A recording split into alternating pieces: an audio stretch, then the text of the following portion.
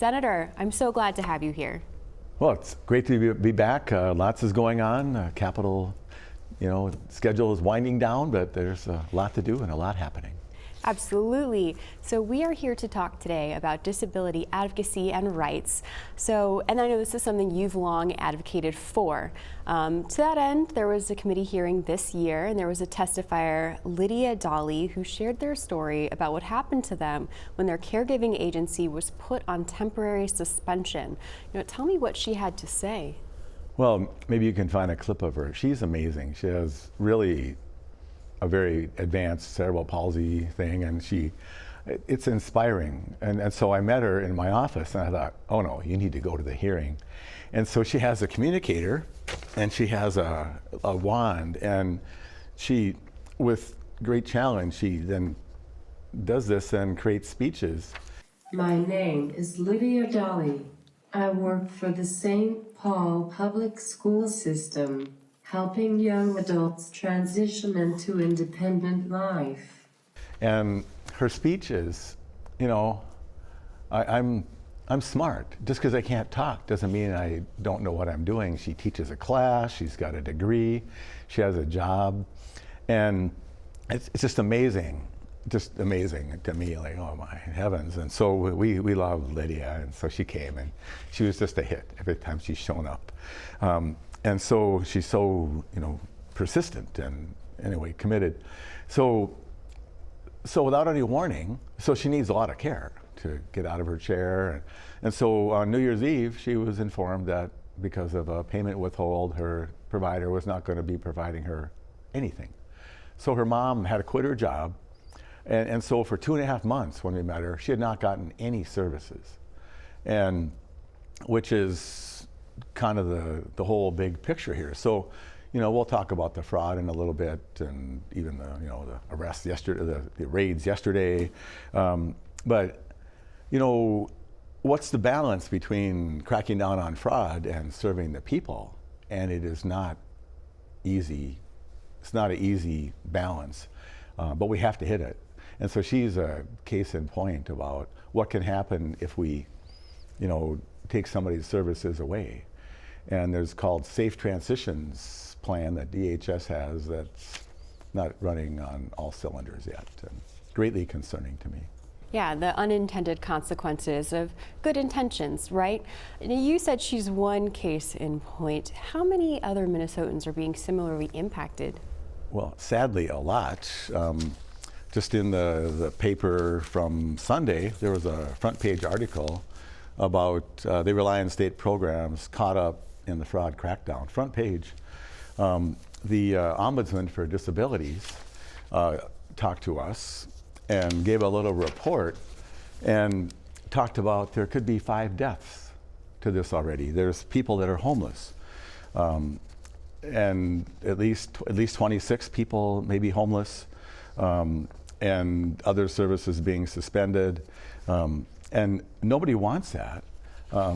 And we started this thing. I've been in office, pretty long, 27 years, right when you get a real job. Still part-time, still my practice at home and other things that I do. But so in 2018 and 2017, as the new chair of the Human Services Committee, we had hearings about fraud.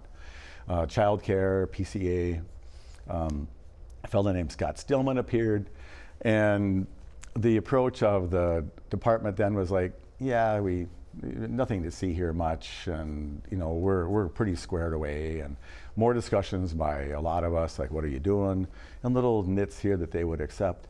And then, well, as you know, even 15 months ago, Commissioner Harpstead said, there's this tiny bit of fraud. We've double checked against the Feeding Our Futures, another marquee story about neglecting to follow up.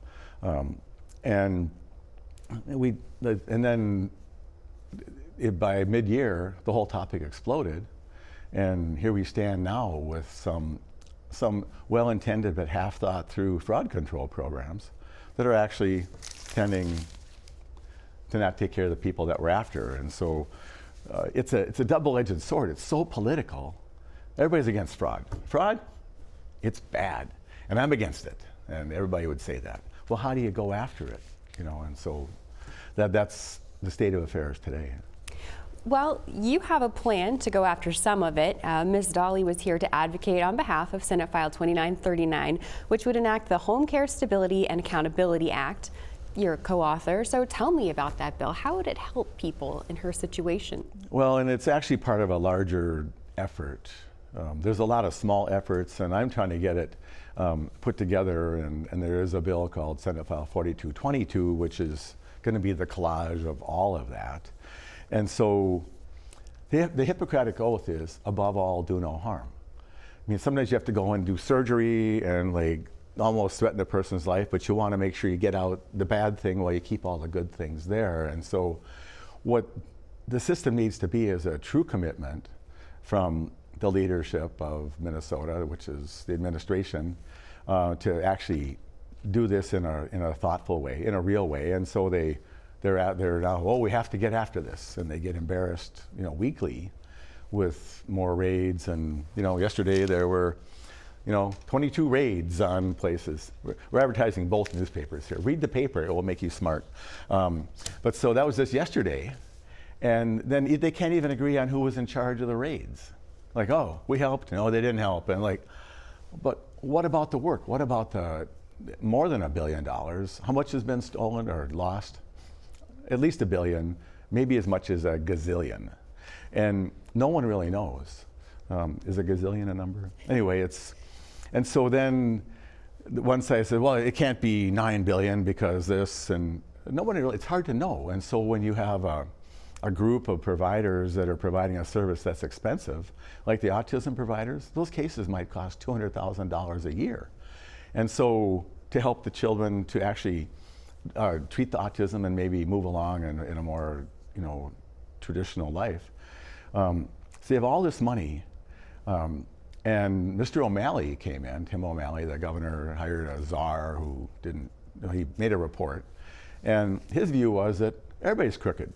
And so 10% are honest, 10% are just rank thieves, and 80%, if you gave them a chance, they'd keep the money, which is not correct. Maybe in the 10% thievery side, there's a few percent who would take whatever they could get and a few that are unscrupulous.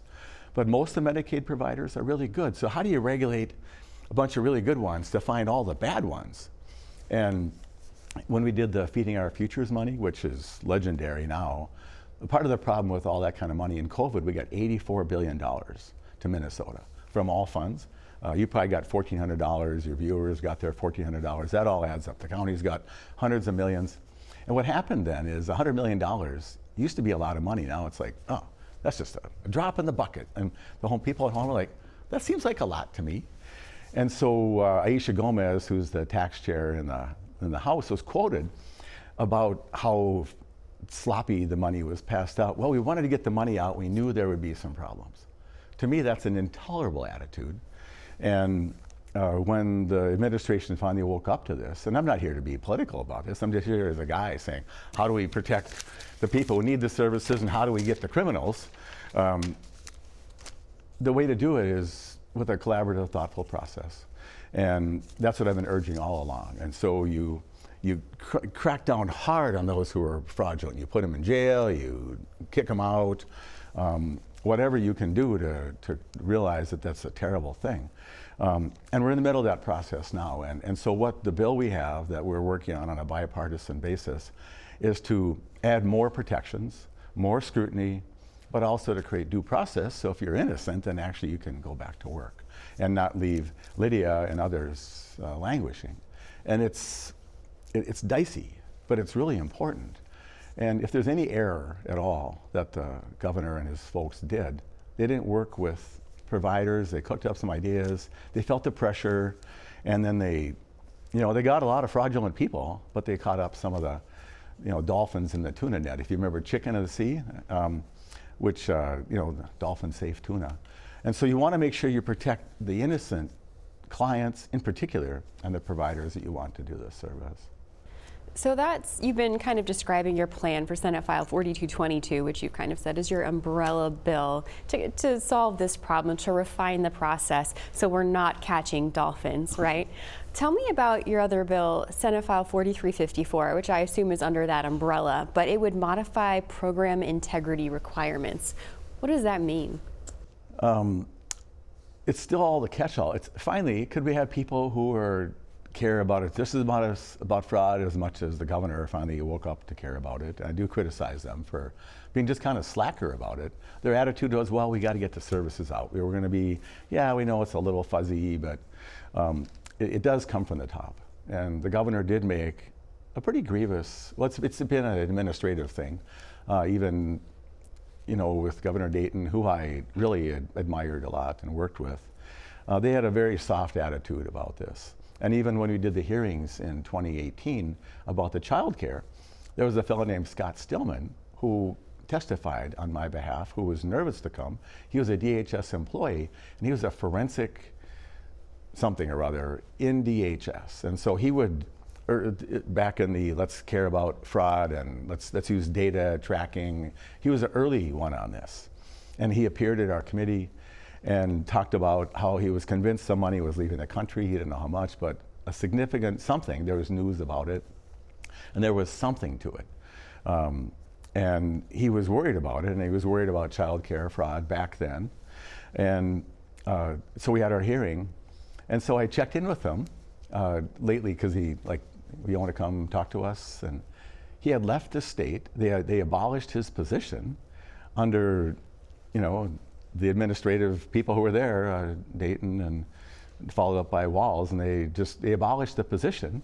And he left the state, and the phone I called him on, he said he answers it once a month, looks at the messages once a month, because he's just almost in hiding. Like, holy cow. And so what happens when somebody who's a really good person brings it up? And to me, that's a failure. And I don't think it's political. I think it's a statement of fact that you have to care. And when in a budget that's $20 billion a year, where we're looming with a big deficit coming, every penny has to count and go toward the people who need it, to the Lydias and to the other people who are losing some services. So the culmination of all this, it's like, hey, let's find a way to truly crack down. Let's add some more requirements, even as a matter of fact, coming out of the conference committee last May with this housing stabilization thing, which was famous for people who were robbers. We put a bunch of things, a bunch of requirements in place with me and Senator Hoffman and others to crack down on the gaps, because these programs were badly designed, and a lot of us are like, this is not going to be a good program. Oh no, we're fine, we're just going to do it. Like, okay. So one of the things we put in place was that you have to demonstrate you can provide the service that you say you want to provide. And that was a new requirement. Like, really, that's new?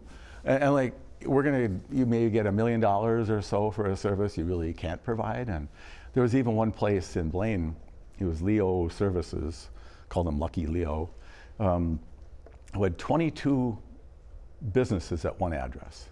And no one seemed to notice that. And he drove a Range Rover. Like, really? And so what would happen is these young adults would get a credential, and then they'd sit outside a homeless shelter and get numbers from these homeless people, and then pretend to serve them and get paid, and nobody was watching. And that was the housing stabilization scandal. And and we put like 10 things in place that the administration could have done. But rather than that, they went to CMS and said, hey, we're out of control, we can't handle this. And to me, that was a big failure, because there were a number of really good providers to help some homeless people. And so, and then everybody's like, oh, it wasn't me. And like, it's, holy cow. And there is an administrative responsibility. Governor Walz had a responsibility he's the overseer, he's the head, he's the chief executive. Harry Truman, the buck stops here. And so it didn't stop with him. He just found other people to blame. And I try to work with the guy, but he doesn't call me back much. But there's a lot of us that would be willing to help to make this go. But you can't do it in a vacuum. When they just decide in a room, the size of this, like 5 people sit there and then launch a program. And then you wind up with unintended consequences. And you don't even find all the fraud. which is what we're keen on now. Would you say that fraud and counter fraud measures are the biggest threats to disability providers right now? Badly done fraud efforts, not thought through. And so there may be, I don't know how many people aren't getting services. And you can't have that, and you can't have fraud. But the way you tackle anything difficult, the best way, when I've been in office 27 years, can you believe that? That the best way that we've gotten our work done is where I would talk to you, let's say you're going to provide services for some people with medical issues in your group home, and then there's a person there who has some home care and somebody else, and you say, and you find honest ones, you go like, how are we going to get after these bad people? And the Somalis I know don't want fraud either. The Somalis are not a fraudulent community. There are some fraudulent Somalis. I'm part Irish and German and French and Norwegian. There are fraudulent Norwegians out there, and we don't want them either.